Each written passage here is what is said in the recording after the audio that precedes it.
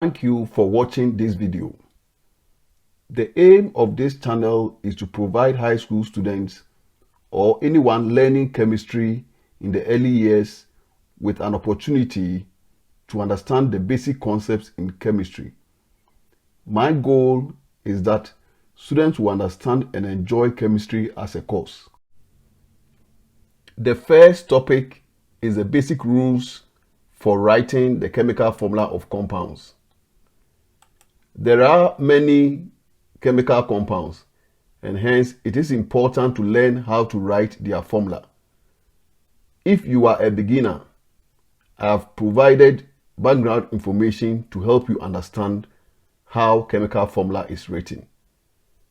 However, if you are using this video for revision towards an exams, you can jump to slides 7 and 8, where I have some questions that will guide you.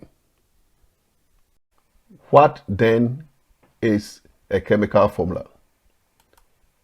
A chemical formula is an expression that shows the simplest ratio of atoms present in a compound. When one is driving on the road, we usually come across road signs, example, dirt road, school zone, freeway, etc. And usually these signs have posted speed limits. In chemistry, we use symbols and valencies to write the chemical formula of compounds. Fortunately for us, the early chemists were able to organize all the elements on a chart that is called the periodic table. On a periodic table, elements are arranged according to their increasing atomic number. Their organization made it very easy for us to characterize elements. For example, elements that are on the same row are said to belong to the same periods, whilst those that are on the same column are said to be on the same group. We will revisit this on the next slide. The periodic table has made it very easy for us to know the symbols and valency of elements. Valency is the combining power of an element or polyatomic ion with others. As a student, you are not required to memorize the symbols and valencies of elements. This is because most teachers will provide this to you as part of the course materials. However, it will be good if you know a few of the common elements, their symbols and valencies. This is an example of a periodic table of elements that will be provided to you as part of your course materials. Students should learn how to use it and how the 118 identified elements are arranged. For example, to the left, hydrogen has atomic number 1, while to the right, helium has atomic number 2. And then when we go beneath hydrogen, we have lithium.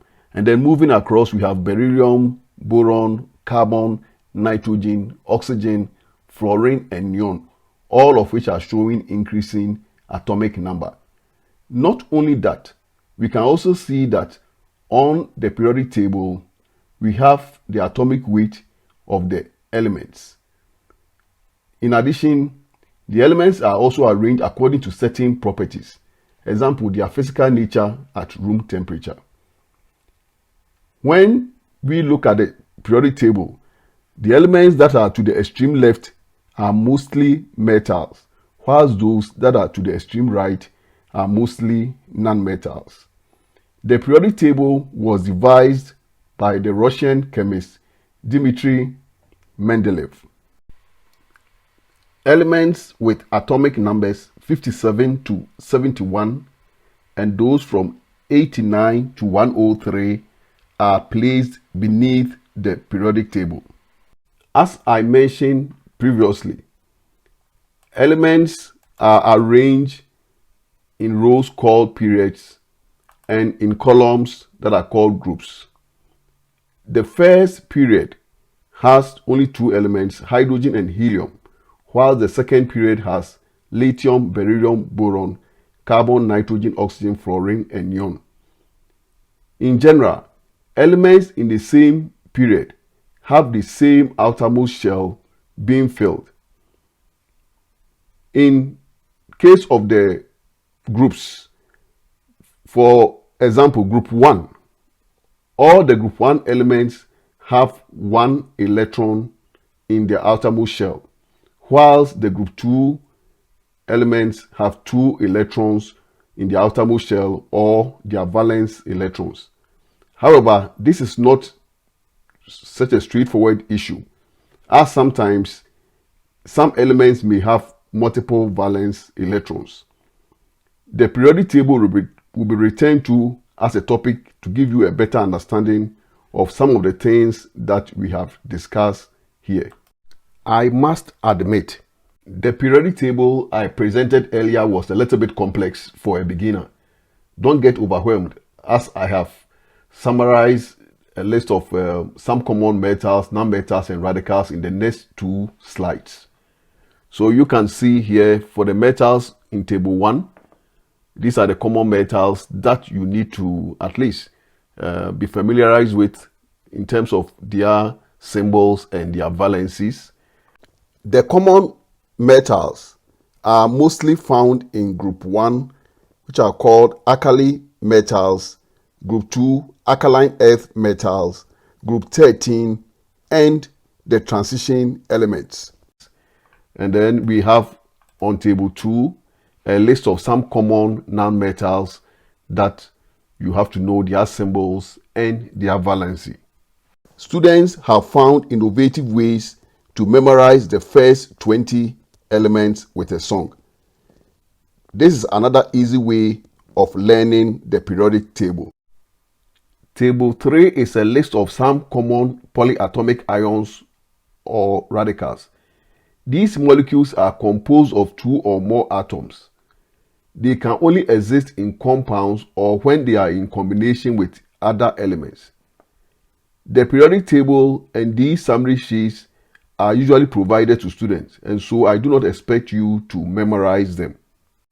The background information I provided earlier were all aimed at helping you know the symbols and valency of some common metals, nonmetals, and radicals.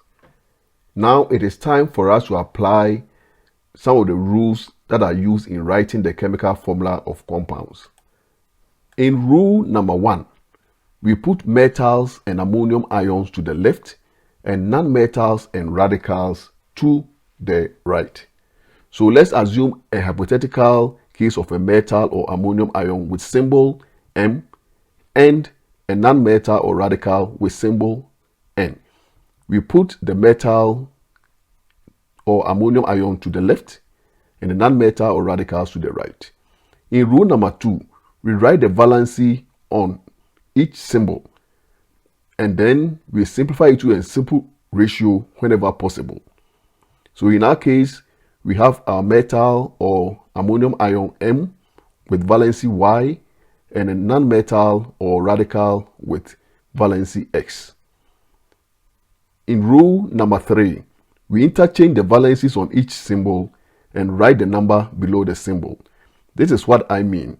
So we have M with valency Y, N with valency X.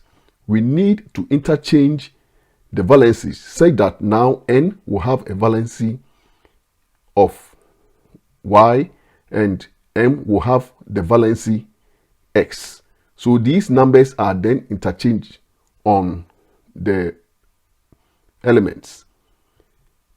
In the case we have a radical, we are supposed to put a bracket around the radical to avoid any confusion with the number that is being interchanged. Rule number 4 says that you write the physical state of the compound in bracket behind the number. Let us look at some examples by writing the chemical formula of the following compounds. Sodium oxide. Sodium symbol Na, oxygen symbol O.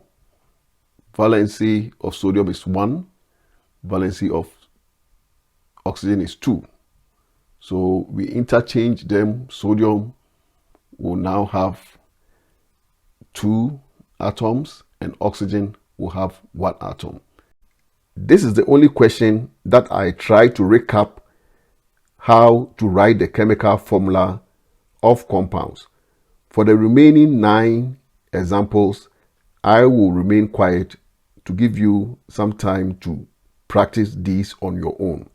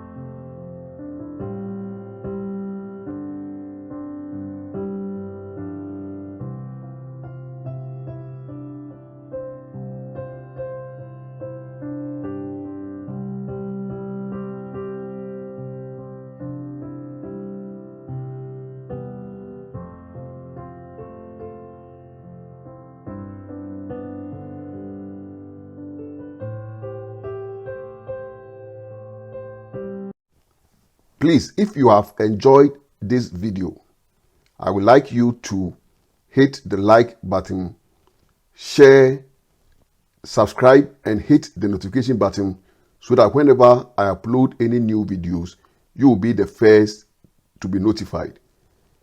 Kindly email questions, comments, and suggestions to chemistryafa@gmail.com. Thank you and see you at another time.